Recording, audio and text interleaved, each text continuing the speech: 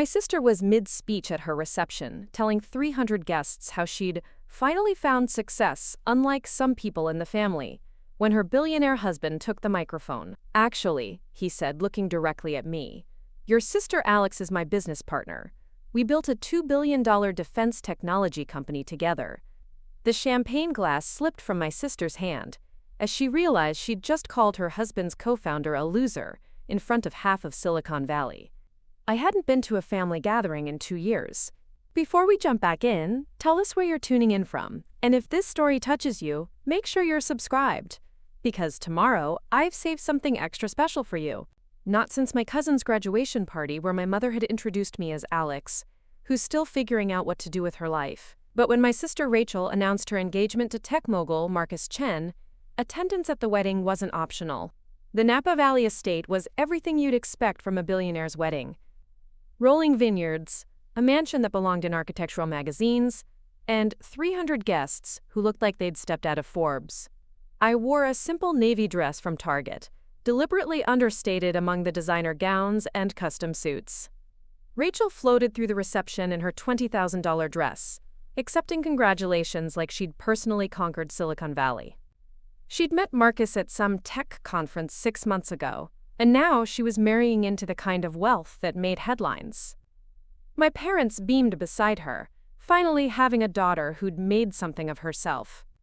I sat at table 12, far from the family table, picking at overpriced salmon while listening to conversations about IPOs and venture capital. The woman next to me, some venture capitalist's wife, asked what I did for work. "I'm between projects," I said, which was technically true. I was always between projects. She nodded with that polite disinterest reserved for people who don't matter in Silicon Valley circles. "Well, I'm sure you'll find something eventually." Eventually. As if I was some recent college graduate still figuring out my career path, instead of a 30-year-old veteran who'd built something these people couldn't even imagine. Rachel stood for her speech during dessert, microphone in hand, radiant with champagne and self-satisfaction. "I want to thank everyone for being here tonight to celebrate the most important day of my life." She launched into a story about finding her place in the world and finally achieving the success she'd always dreamed of. Then her eyes found me across the room, and her smile turned sharp. "You know, growing up, I always worried I'd end up like some people in my family, directionless, unsuccessful, never really making anything of themselves. But Marcus showed me that with the right partner, you can achieve anything." The dig was subtle, but unmistakable.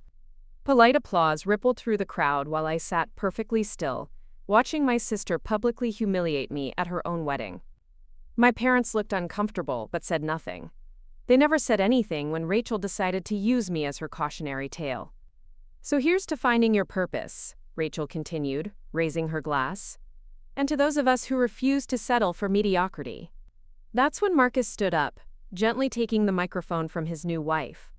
He was younger than I'd expected, maybe 35, with the kind of calm confidence that came from building empires before most people finished graduate school.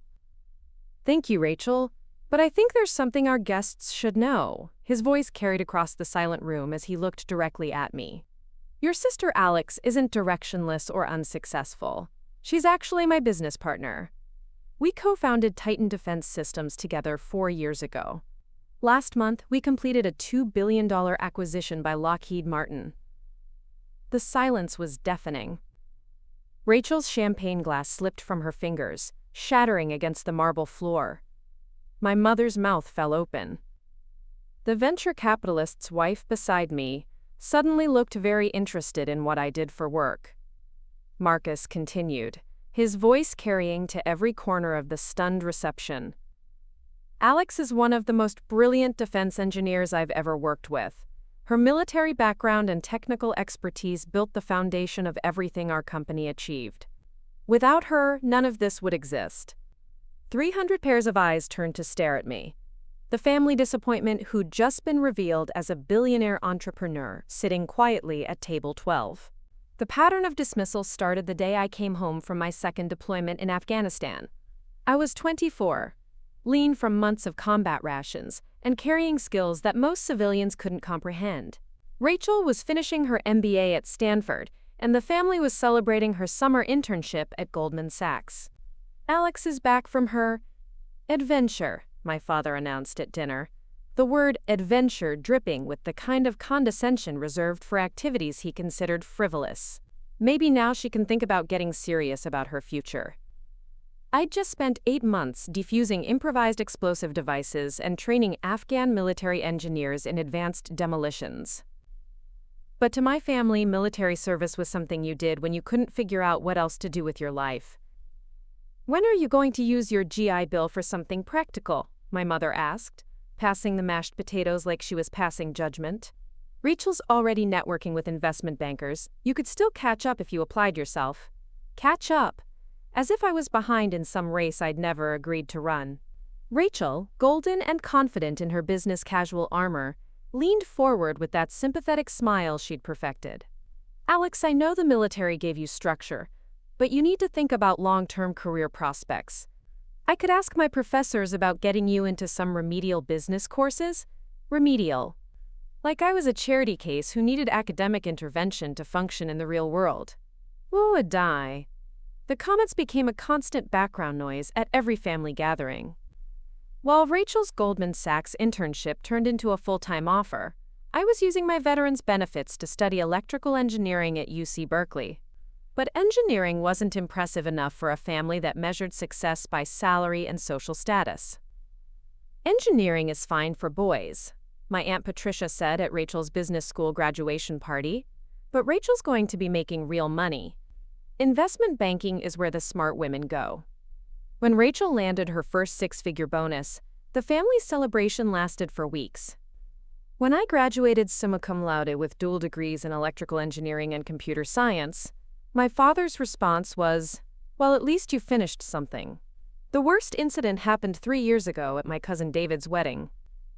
Rachel had just been promoted to vice president at her investment firm, and she was holding court at the family table, regaling everyone with stories about mergers and acquisitions.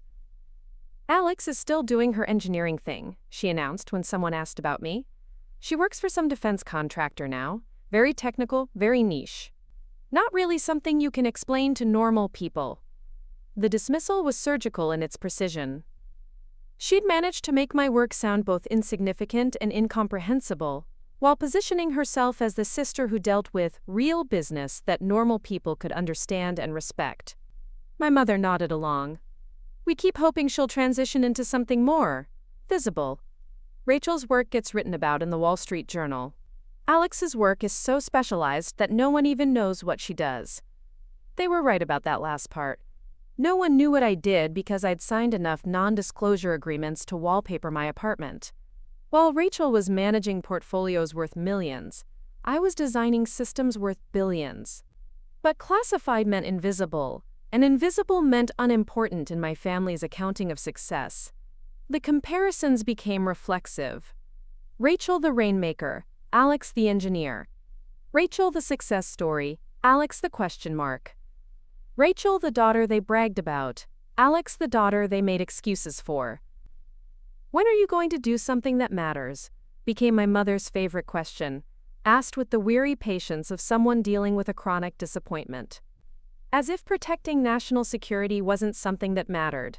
As if the technologies I was developing weren't shaping the future of warfare and defense. But perhaps the cruelest cut was Rachel's habit of introducing me to her colleagues. "This is my sister Alex. She's very smart, but she works in defense, so it's all very secretive and boring. Not like what we do in finance, where you can actually see the impact of your work." Secretive and boring. 2 words that managed to dismiss a decade of military service and groundbreaking engineering as hobbies rather than achievements. What my family didn't know was that while Rachel was climbing the corporate ladder at her investment firm, I was building something that would revolutionize modern warfare. The boring defense work they dismissed so casually was actually the development of the most advanced autonomous defense systems the world had ever seen. After leaving the military, I'd been recruited by a small defense contractor in Palo Alto. My job was supposed to be routine, improving existing missile guidance systems for government contracts. But within 6 months, I'd identified fundamental flaws in how military drones processed real-time battlefield data. The existing systems were slow, inefficient, and dangerously vulnerable to enemy countermeasures.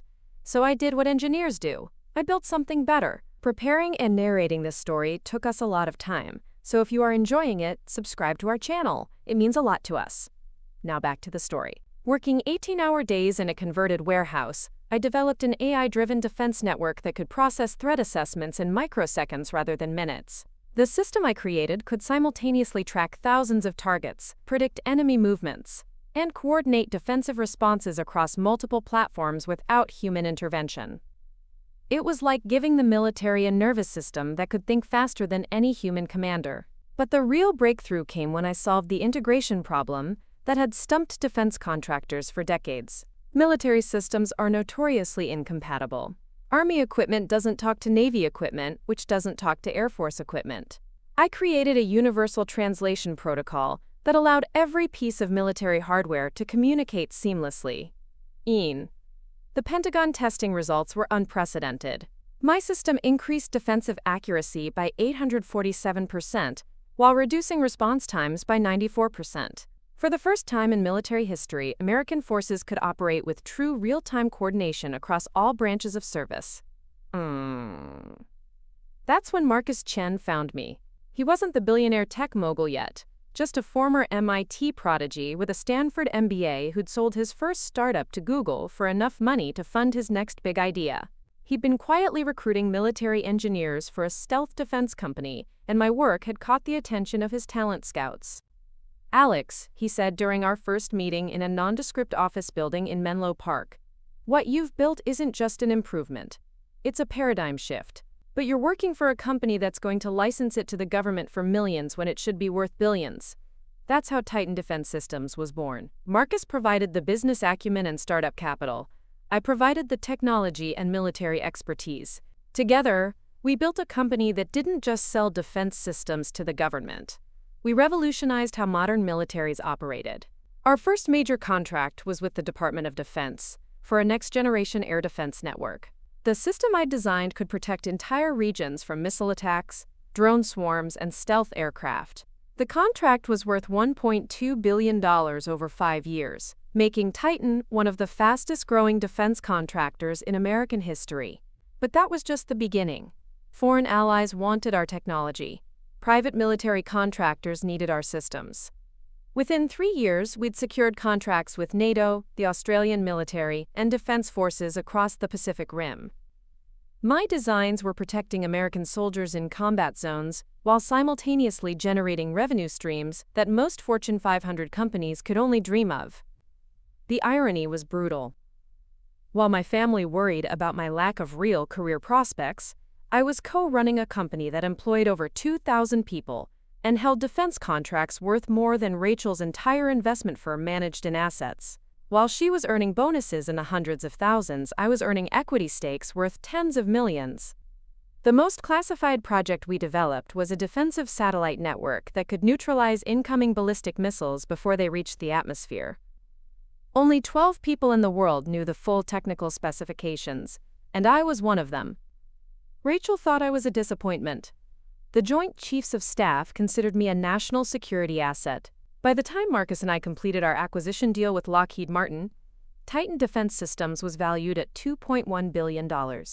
My personal stake in the company was worth more money than my family could comprehend, but I couldn't tell them because everything we did was classified at levels that required congressional briefings. The crisis that would define Titan Defense Systems came on a Tuesday morning in March, when Marcus burst into my lab looking like he'd seen the end of the world.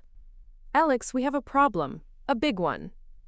I looked up from the quantum encryption protocols I'd been debugging for our next-generation satellite network. Marcus had the expression he wore when billion-dollar contracts hung in the balance. "How big?" I asked, saving my work and giving him my full attention. "Lockheed Martin is threatening to pull out of the acquisition. They're saying our primary defense network has a critical vulnerability that makes it unsuitable for large-scale military deployment." My blood went cold. The Lockheed acquisition wasn't just about money. It was about getting our technology deployed globally to protect American forces and allied nations. If they pulled out, we'd lose more than $2 billion in valuation. We'd lose the chance to save lives on a massive scale. "What vulnerability?" I asked. though part of me already suspected the answer. Marcus pulled up a classified report on his tablet. Their testing division found that our AI defense network can be compromised by a specific type of cyber attack, something called a mirror cascade failure that can turn our own systems against friendly targets. I stared at the technical specifications, my mind racing through thousands of lines of code I'd written over the past 4 years. A mirror cascade failure was theoretical, a type of attack that could trick an AI system into identifying friendly forces as hostile targets. I designed safeguards against it, multiple layers of verification and authentication that should have made such an attack impossible. How is this possible? Our authentication protocols. That's the problem, Marcus interrupted. The attack doesn't target our authentication. It targets the quantum entanglement verification system you designed. Someone figured out how to spoof quantum signatures. The implications hit me like a physical blow. Quantum signature spoofing was supposed to be impossible. The entire basis of quantum encryption relied on the fact that quantum states couldn't be perfectly replicated. If someone had cracked that code, they hadn't just compromised our system, they'd broken one of the fundamental assumptions of modern cryptography. Who figured this out? I asked, though I was already pulling up our source code to examine the quantum verification protocols. That's the worst part. It wasn't an external hacker or a foreign intelligence service. It was Dr. Elena Vasquez, our former head of cryptographic security, the one who left 6 months ago to pursue other opportunities. Elena. I remembered her. Brilliant, ambitious, and bitter about being passed over for the chief technology officer position that had ultimately gone to me. She'd left Titan claiming she wanted to explore new challenges, but apparently her new challenge was destroying the company that had made her career. Marcus continued, his voice tight with controlled panic. Elena's been working with a rival defense contractor called Apex Strategic Systems. They're using her knowledge of our quantum protocols to demonstrate vulnerabilities to our major clients. Lockheed isn't the only one reconsidering. The Pentagon is talking about suspending our existing contracts pending a full security review. I felt the weight of everything we'd built starting to crumble. Titan Defense Systems wasn't just a company. It was the culmination of everything I'd learned in the military, everything I'd dreamed about creating to protect American forces. Our systems were already deployed in active combat zones, protecting soldiers who had no idea their lives depended on code I'd written in a converted warehouse. How long do we have? I asked, already mentally cataloging the changes we'd need to make to counter Elena's attack. 72 hours. If we can't demonstrate a fix for the vulnerability by Friday, Lockheed walks. And if Lockheed walks, every other major contract follows. Titan Defense Systems goes from a $2 billion acquisition to a bankruptcy filing. I looked at the quantum encryption protocols on my screen, thousands of lines of code that represented 4 years of my life's work. Somewhere in those equations was the flaw that Elena had exploited, the single point of failure that could destroy everything Marcus and I had built together. I didn't sleep for the next 60 hours. Marcus handled the business side, managing panicked calls from investors, delaying meetings with Lockheed executives, and keeping our employees focused on their work while I disappeared into the quantum cryptography lab with nothing but energy drinks and determination. The mirror cascade vulnerability Elena had discovered was elegant in its simplicity, which made it even more dangerous. She'd found a way to exploit the quantum entanglement verification system by creating false quantum signatures that our AI couldn't distinguish from legitimate ones.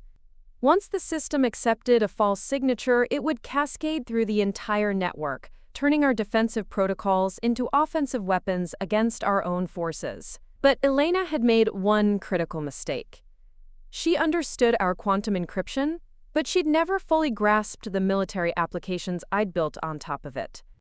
Her attack relied on overwhelming the system with false data, but military networks are designed to function under chaotic conditions. I just needed to teach our AI to recognize chaos as a feature, not a bug. The solution came to me at 3 a.m. on Thursday morning, fueled by my 7th cup of coffee and memories of IED disposal protocols from Afghanistan.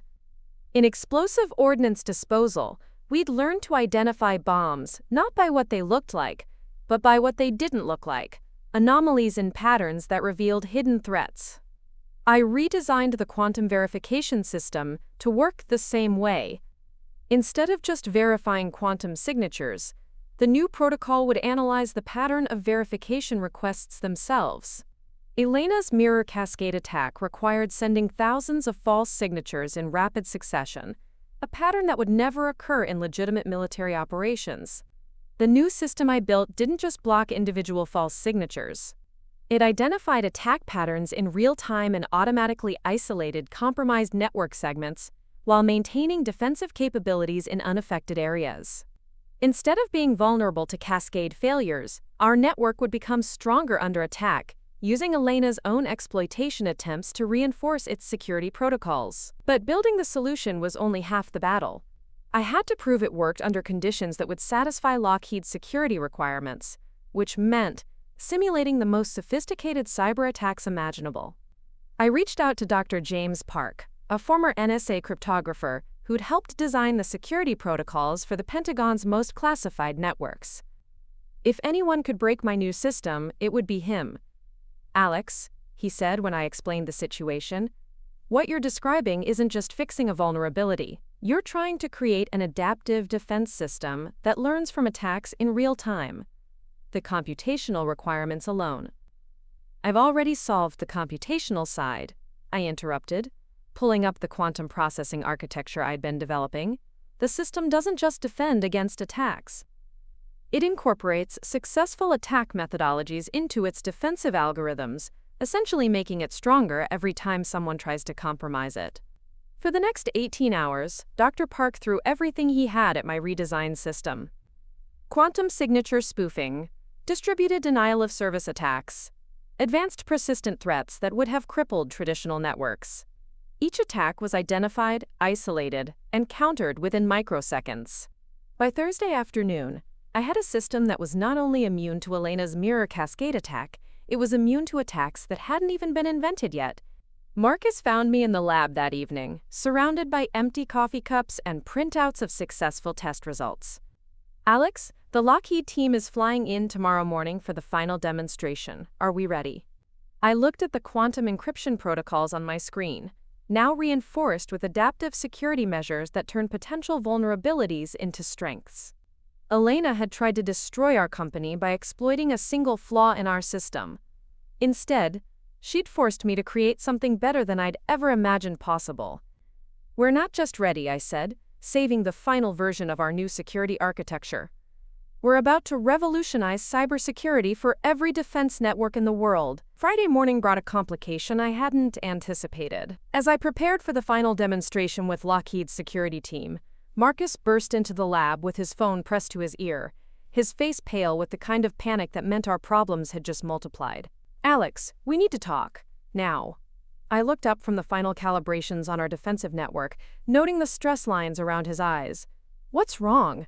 Did Lockheed reschedule?" "Worse. Elena didn't just take our quantum encryption protocols when she left. She took our entire client database, our military contracts portfolio, and detailed specifications of every system we've ever deployed." The blood drained from my face. Our client database contained classified information about military installations across 4 continents. If that data had been compromised, we weren't just looking at lost contracts. We were looking at criminal liability and potential treason charges. "How do you know?"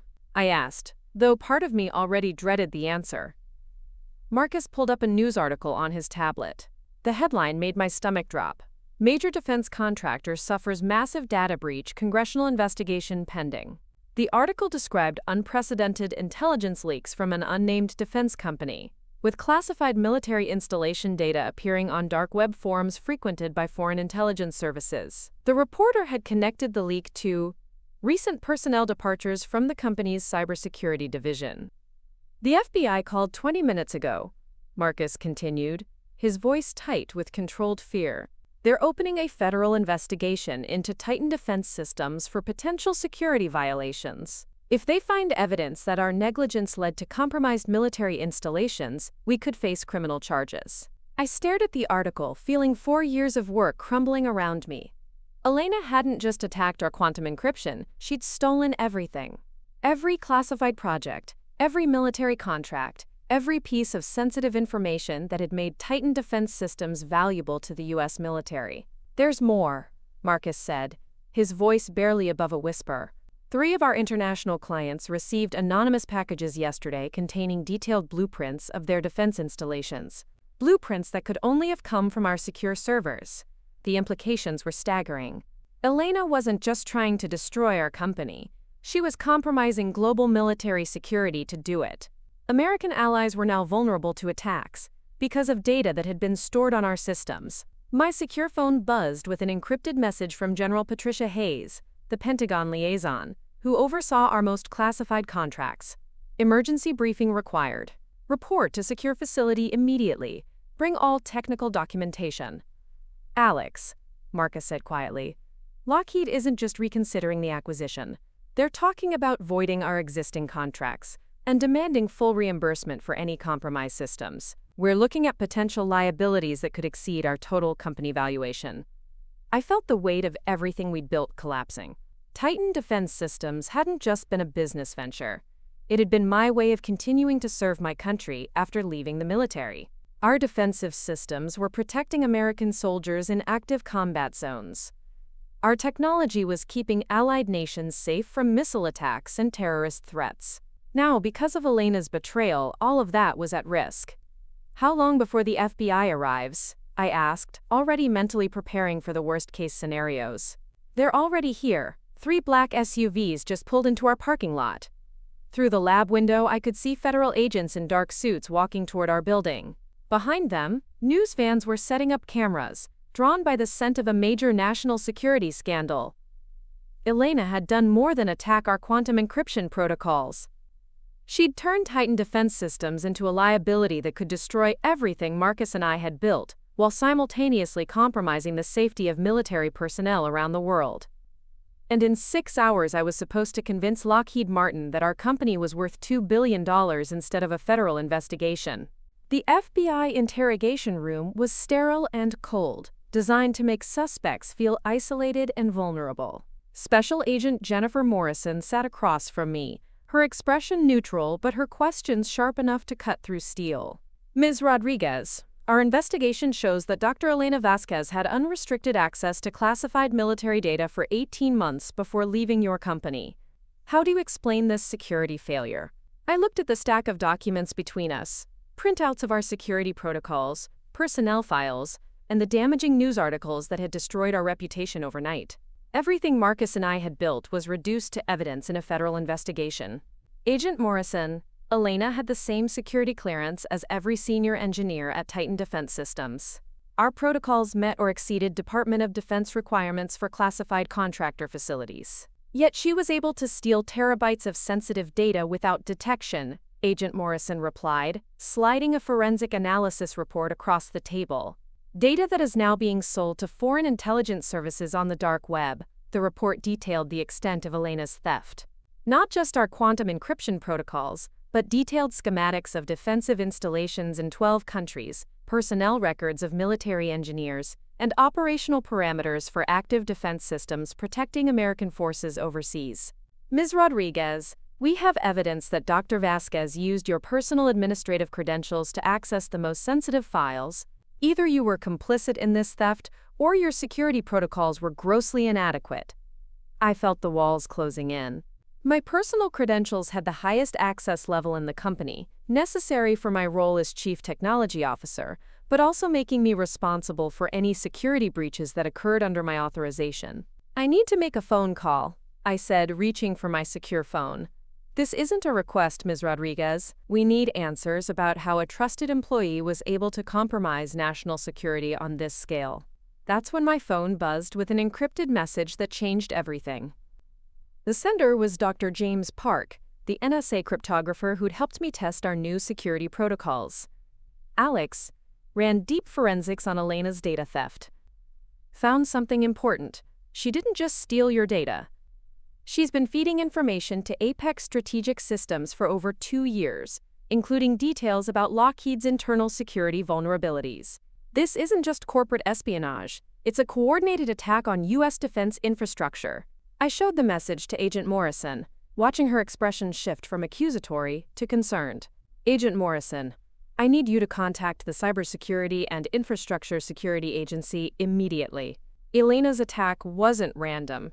It was part of a larger operation targeting multiple defense contractors simultaneously. Within an hour, the FBI interrogation room had transformed into a crisis coordination center.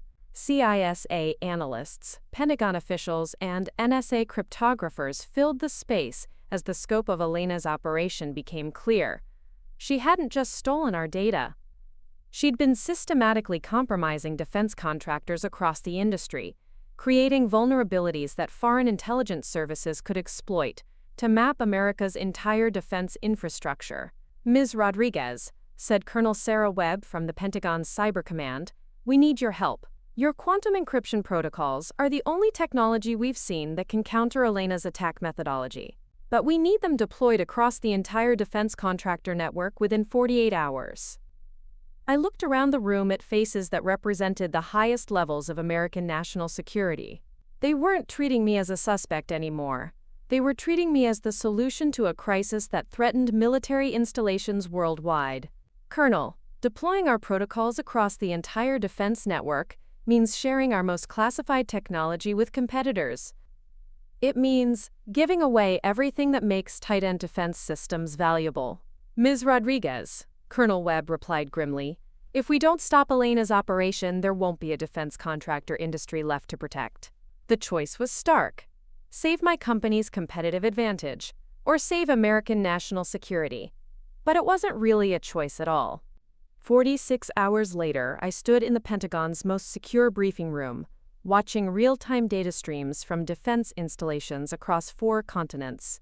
My quantum encryption protocols had been deployed across the entire U.S. defense contractor network, and the results were beyond anything I'd hoped for. Ms. Rodriguez, announced General Patricia Hayes, the chairman of the Joint Chiefs of Staff, your security architecture has successfully neutralized Elena Vasquez's attack network. Not only did we stop the data breaches, but we've identified and captured 3 foreign intelligence operatives who were using the stolen information to plan attacks on military installations. The screens around the briefing room showed the scope of what we'd accomplished. My adaptive security protocols hadn't just protected American defense systems. They'd turned Elena's own attack methodology against her network of co-conspirators. Every attempt to exploit stolen data had been tracked, traced, and used to identify hostile actors across 3 countries. Furthermore, General Hayes continued, your technology prevented what our analysts believe would have been the most significant compromise of American military infrastructure since Pearl Harbor. The President has authorized me to declassify your service record and recommend you for the Presidential Medal of Freedom. I felt the weight of vindication settling on my shoulders. 4 years of building Titan defense systems in secret, 4 years of being dismissed as a family disappointment, had culminated in preventing a national security catastrophe that most Americans would never know had threatened them. But the recognition that mattered most came 3 hours later, when Marcus found me in the Pentagon parking lot. Alex, I just got off the phone with Lockheed Martin. They're not just proceeding with the acquisition, they're increasing the offer to $2.8 billion. Your security protocols are now considered essential technology for every major defense contractor in the world. I leaned against my car, feeling exhaustion and relief in equal measure. Marcus, when we started Titan Defense Systems, did you ever imagine we'd end up here? Honestly? I thought we'd build a successful company and maybe make enough money to retire early. I never imagined we'd literally save American national security. That evening, my phone rang with a number I recognized immediately. Rachel's voice was small and uncertain in a way I'd never heard before. Alex, I've been watching the news. They're saying you prevented some kind of major terrorist attack? That you're getting a presidential medal? It's complicated, Rachel. Alex, I need to tell you something. Marcus called me this afternoon. He told me about Titan Defense Systems, about what you've been building all these years. I had no idea. When I married him, I thought I was marrying into success. I didn't realize I was marrying your business partner. The irony wasn't lost on me. Rachel had spent our entire lives comparing our achievements, always positioning herself as the successful sister. Now she'd unknowingly married into the very success she'd used to diminish me. Rachel, Marcus is a good man. You chose well. But Alex, I've been horrible to you. All those things I said at the wedding, all those years of treating you like you were going nowhere, you were building something incredible while I was just managing other people's money. The next morning brought a phone call that changed everything. The Secretary of Defense himself was on the line, offering me a position as Director of Cybersecurity Innovation for the entire Department of Defense. Ms. Rodriguez, your work has demonstrated capabilities that we didn't know were possible. We need someone with your vision leading our cybersecurity efforts for the next decade. I looked out my apartment window at the San Francisco Bay, thinking about everything that had brought me to this moment.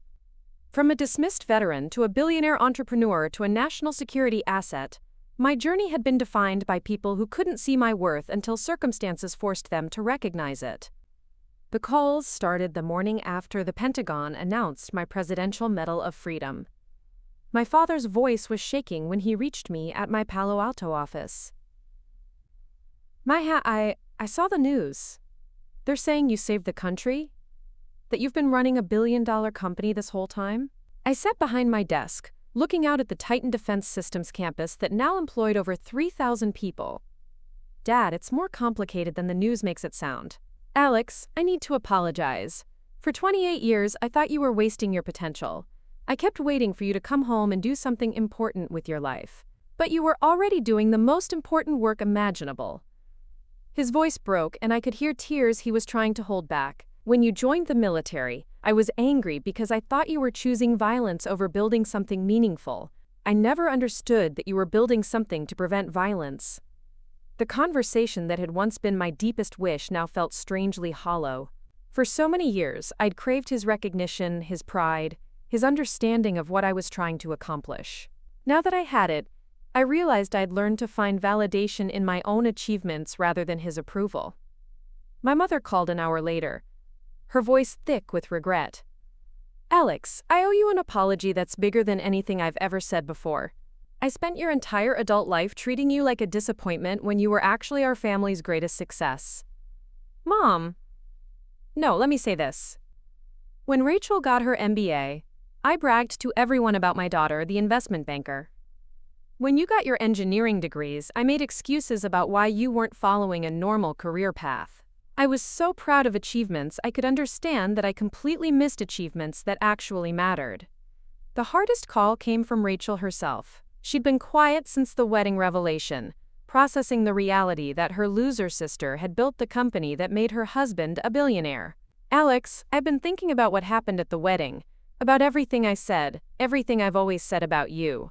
Her voice was careful, measured. I need to ask you something, and I need you to be honest. Did you know Marcus was going to be there? Did you know I was marrying your business partner? Rachel, I had no idea. Marcus mentioned he was seeing someone, but he never told me her name. I didn't know it was you until I saw the wedding invitation. So you sat there and let me humiliate myself? You let me call you a loser in front of your own business partner? I felt a flash of the old anger, the familiar sting of Rachel's accusations. Rachel, you've been calling me a loser for 10 years. Did you expect me to interrupt your wedding to defend myself? But Alex, if you'd just told us what you were doing. I tried. Every time I mentioned my work, you changed the subject. Every time I tried to explain engineering or defense contracts, you said it was too technical for normal people to understand. You decided I was a disappointment, so that's all you could see. There was a long silence before she spoke again. Alex, I owe you more than an apology. I owe you recognition that I should have given you years ago. But I also need you to understand something. Finding out that my husband's business partner is my sister. It makes me feel like my entire marriage is built on a lie. Rachel, Marcus married you because he loves you, not because of me. But he knew, Alex. He knew who I was when he proposed. He knew he was marrying into the family that had spent years dismissing his business partner. Doesn't that seem calculated to you? The question hung between us, and for the first time since the wedding, I wondered if Rachel's insecurities might be justified. 6 months after the wedding revelation, I made a decision that surprised everyone, including myself. I turned down the Director of Cybersecurity Innovation position at the Pentagon and resigned as Chief Technology Officer of Titan Defense Systems. Marcus was stunned when I submitted my resignation letter. Alex, you're walking away from everything we built together. Titan Defense Systems is your life's work. I looked around my office at the patents lining the walls, the classified project files, the photographs of defense systems protecting soldiers around the world. Marcus, for 6 years I've been building technology to protect people. Now I want to build something to protect dreams. What do you mean? I mean, there are thousands of young women out there being told they're not smart enough for engineering, not tough enough for military service, not visionary enough to build companies. I want to make sure the next generation doesn't have to prove themselves the way I did. 3 weeks later, I was standing in front of a converted aircraft hangar in Austin, Texas, watching contractors install equipment for what would become the Rodriguez Institute for Defense Innovation and Entrepreneurship. The facility would serve 3 distinct but connected purposes. The first component was a residential academy for young women interested in defense engineering and military technology.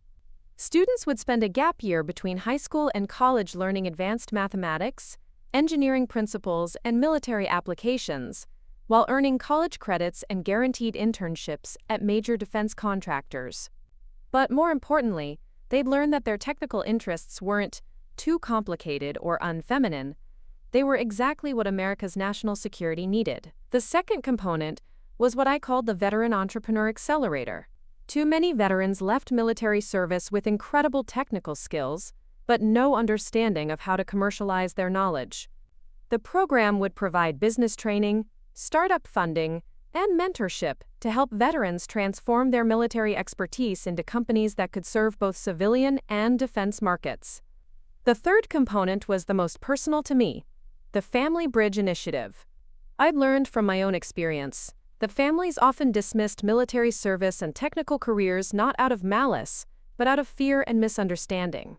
The program would educate parents, siblings, and communities about the reality of modern military technology and defense contracting, helping them understand that their daughters weren't choosing dangerous or unpromising careers. They were choosing to lead the future of American national security. Rachel was the first person to visit the institute after its completion. She drove down from Silicon Valley, where she was now working as Marcus's chief financial officer at Titan Defense Systems. Their marriage had survived the revelation about my identity, but it had required months of counseling and brutal honesty about family dynamics and business relationships. "Alex, this place is incredible," she said, walking through the engineering labs where 17-year-old girls were building prototype drone defense systems. "These students, they remind me of you when we were kids, brilliant and determined and completely sure of themselves." We sat in my office, surrounded by photos of the Institute's first graduating class, 12 young women who'd gone on to MIT, Stanford, and West Point, armed with technical skills and the confidence to use them. "Rachel, I need to tell you something," I said. "Marcus didn't marry you because of me. He married you because you're brilliant at what you do, and he needed someone who could understand the financial complexities of defense contracting without getting overwhelmed by the technical details. But Alex, he knew who I was. He knew about our family dynamics. He knew, but he didn't care. Marcus has never been interested in family drama or psychological manipulation. He's interested in competence and results. You deliver both." She was quiet for a long moment, watching students through the window as they collaborated on quantum encryption algorithms. "Alex, can I ask you something? Do you think I would have been different if I'd known what you were really doing all those years?" I considered the question carefully. "Rachel, you treated me the way you did because you needed to feel superior to someone. If you'd known about Titan Defense Systems, you would have found other ways to diminish my achievements. The problem wasn't information, it was insecurity." "That's harsh. But it's honest. And honesty is what we both need if we're going to have a real relationship going forward." The most unexpected visitor came on a Thursday afternoon in November. Elena Vasquez arrived unannounced, escorted by 2 federal marshals, who waited outside while she spoke with me in the Institute's conference room. "Alex, I owe you an explanation," she said, her hands folded carefully on the table between us. "When I left Titan Defense Systems, I wasn't trying to destroy American national security. I was trying to destroy you." "Why?" "Because you represented everything I thought I deserved but could never achieve. You were younger, more innovative, and everyone respected your work in ways they never respected mine. I convinced myself that if I could prove your systems were flawed, I could claim the recognition I thought I'd earned. I looked at this woman who'd nearly destroyed everything I'd built, who'd compromised military installations worldwide out of professional jealousy. Elena, what you did wasn't just about me. You put soldiers' lives at risk to settle a personal grudge. I know. And I'll spend the next 20 years in federal prison thinking about that. But Alex, I need you to know something. Your security protocols didn't just stop my attack. They revolutionized cybersecurity for the entire defense industry. Even my attempt to destroy your work ended up proving how brilliant you really are. After she left, I sat alone in the conference room, thinking about the strange journey that had brought me here. From a dismissed veteran, to a billionaire entrepreneur, to a national security asset, to an educator and mentor. The Institute's mission statement hung on the wall behind me. Excellence doesn't require applause. Innovation doesn't need permission. Service doesn't demand recognition. But every young woman deserves the chance to discover what she's capable of achieving. That evening, I walked through the dormitories where 43 young women were studying advanced mathematics, building prototype defense systems, and preparing to change the world. They came from families who'd initially worried about their daughters pursuing unfeminine careers, but had learned to see technical excellence as the highest form of achievement. None of them would have to prove their worth the way I had. None of them would spend years being called a disappointment while secretly protecting their country. They would build their careers on foundations of support, understanding, and recognition from the very beginning. I didn't need my family's applause anymore. I had something better. The knowledge that the next generation would never have to choose between family approval and following their dreams. Up next, you've got 2 more standout stories right on your screen. If this one hit the mark, you won't want to pass these up. Just click and check them out. And don't forget to subscribe and turn on the notification bell so you don't miss any upload from us.